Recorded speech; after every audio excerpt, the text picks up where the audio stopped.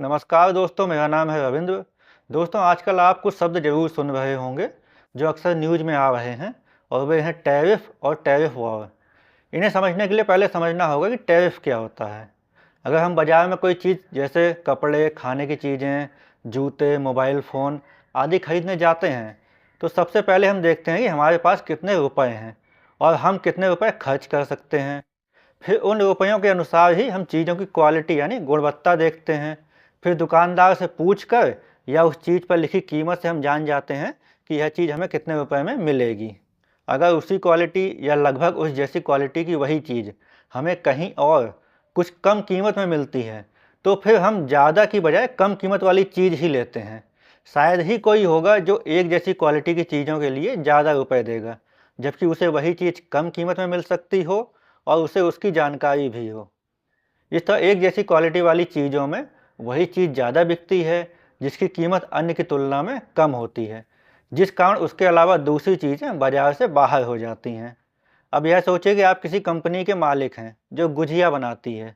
गुजिया बनाने के लिए आप दूसरे लोगों से मैदा, चीनी, रिफाइंड तेल, किशमिश, सूखा नारियल, चिरौंजी आदि खरीदते हैं, और इसमें आपके माना 2000 रुपये खर्च होते हैं। अब गुजिया बनाने में गैस भी लगेगी और मेहनत भी लगेगी। इसमें माना 500 रुपये खर्च हो जाते हैं। इस तरह गुजिया बनाने में कुल 2500 रुपये लगे और कुल 100 गुजिया बनी। इस तरह एक गुजिया की लागत 25 रुपये हुई। अब आपकी कंपनी इस गुजिया को 30 रुपये की एक गुजिया के अनुसार बेचती है, ताकि ये हर गुजिया पर 5 रुपये मुनाफा हो सके। इस तरह कुल 100 गुजिया बेचने पर कुल 500 रुपये मुनाफा होगा। आपकी ही तरह कोई दूसरा व्यक्ति है जिसकी भी गुजिया बनाने वाली कंपनी है, लेकिन उसकी कंपनी किसी तरह से आप जैसी क्वालिटी की 100 गुजिया ही 2000 रुपये में बना लेती है और उन्हें 25 रुपये प्रति गुजिया में बेचती है।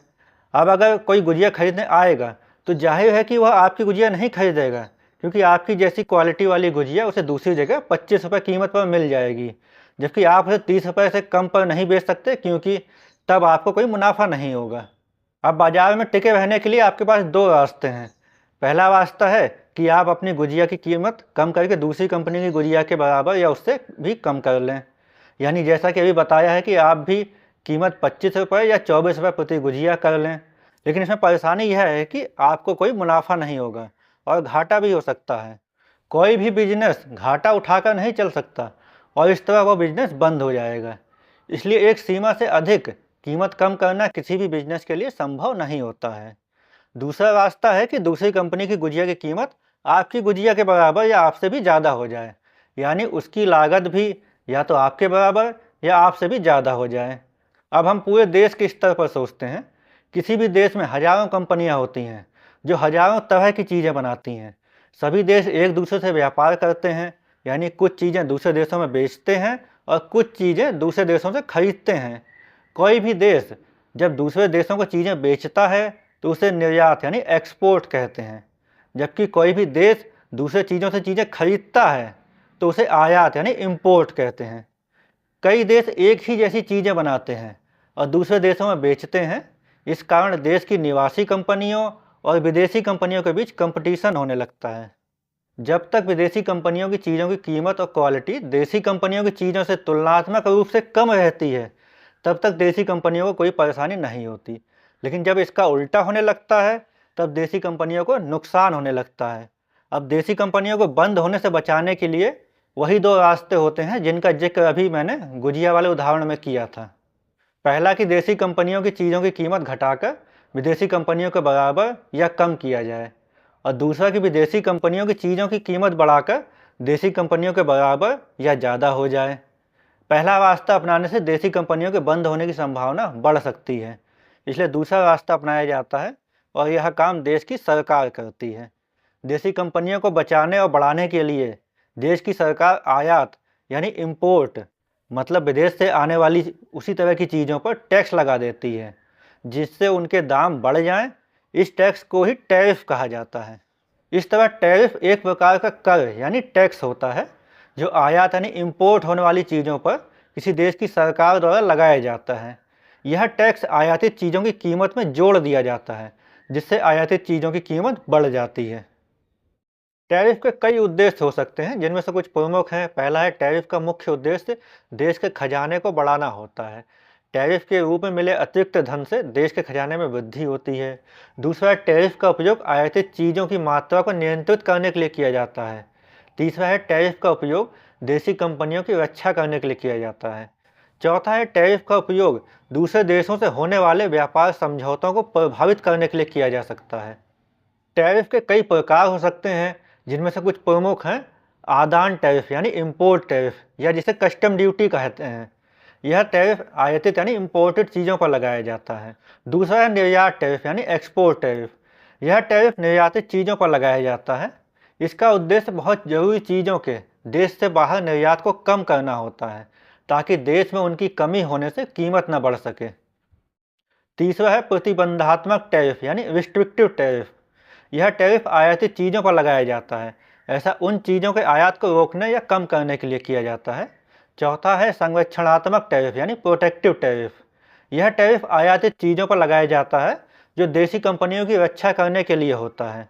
इस तरह टैरिफ का मुख्य उद्देश्य देश की कंपनियों को बढ़ावा देना होता है, जिससे देश की अर्थव्यवस्था यानी इकोनॉमी विकसित हो सके। टैरिफ को समझने के बाद अब हम समझते हैं कि टैरिफ वॉर क्या होता है। वॉर अंग्रेजी भाषा का शब्द है जिसका मतलब होता है युद्ध यानी लड़ाई। इसलिए टैरिफ वॉर का मतलब हुआ ऐसा युद्ध या लड़ाई जिसमें हथियार के रूप में टैरिफ का इस्तेमाल किया जाता है। जैसा कि मैंने अभी बताया ही है कि टैरिफ का मुख्य उद्देश्य अपने देश की कंपनियों को बढ़ावा देना होता है, लेकिन इससे दूसरे देशों की कंपनियों को नुकसान होता है, जिस कारण उन देशों की कंपनियां अपने अपने देशों की सरकारों पर दबाव डालती हैं कि उनके देश की सरकार टैरिफ लगाने वाले देश की सरकार से बातचीत करके टैरिफ कम करने या पूरी तरह खत्म करने के लिए समझौता करे। इस तरह का समझौता करने के लिए दबाव बनाने के उद्देश्य से दूसरा देश भी टैरिफ लगाने वाले देश से आयात होने वाली चीज़ों पर टैरिफ लगा देता है या पहले से लगे टैरिफ को और ज़्यादा कर देता है। जब इस तरह की बदले की भावना से टैरिफ लगाया जाता है तो उससे ही उन देशों के बीच टैरिफ वार यानी टैरिफ की लड़ाई कहा जाता है। यहीं पर रेसिप्रोकल टैरिफ का मतलब भी समझ लेते हैं। रेसिप्रोकल का मतलब होता है पारस्परिक या एक दूसरे जैसा। इस तरह रेसिप्रोकल टैरिफ का मतलब हुआ एक दूसरे जैसा ही टैरिफ, यानी जितना टैरिफ कोई एक देश किसी दूसरे देश की चीज़ों पर लगाता है उतना ही टैरिफ दूसरा देश भी पहले देश की चीज़ों पर लगा देता है। इस तरह टैरिफ वार एक ऐसी स्थिति है जहां दो या अधिक देश एक दूसरे के खिलाफ टैरिफ बढ़ाते हैं या नए टैरिफ लगाते हैं, जिससे उनके बीच व्यापार में समस्या पैदा होती है।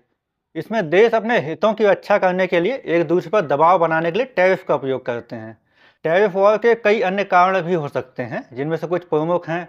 पहला, व्यापार असंतुलन, यानी जब एक देश दूसरे देश से अधिक आयात यानी इंपोर्ट करता है और कम निर्यात यानी एक्सपोर्ट करता है, तो यह व्यापार असंतुलन की स्थिति उत्पन्न कर सकता है। दूसरा है व्यापार समझौतों की विफलता। जब देश व्यापार समझौतों पर सहमत नहीं हो पाते हैं तो यह टैरिफ वार की स्थिति उत्पन्न कर सकता है। तीसरा है राजनीतिक तनाव की स्थिति में देश एक दूसरे के खिलाफ टैरिफ बढ़ा सकते हैं। चौथा है आर्थिक हित, यानी देश अपने आर्थिक हितों की रक्षा करने के लिए टैरिफ बढ़ा सकते हैं। टैरिफ वार के कई प्रभाव हो सकते हैं, जिनमें से कुछ प्रमुख हैं। टैरिफ वार की स्थिति में व्यापार में कमी आ सकती है। टैरिफ वार की स्थिति में कीमतों में वृद्धि हो सकती है। टैरिफ वार की स्थिति में रोजगार में कमी आ सकती है और टैरिफ वार की स्थिति में आर्थिक विकास में कमी आ सकती है। इस तरह टैरिफ वार से दोनों ही देशों को परेशानियां हो सकती हैं। इसलिए टैरिफ वार की बजाय बातचीत से आपसी समझौता करके बीच का रास्ता निकालना ज़्यादा उचित होता है। तो दोस्तों, वीडियो अच्छी लगी हो तो वीडियो को लाइक करिए, कमेंट करिए और फिलोसोफर रवि चैनल को सब्सक्राइब करिए। मिलते हैं एक नए वीडियो में एक नए विचार के साथ। धन्यवाद, नमस्कार।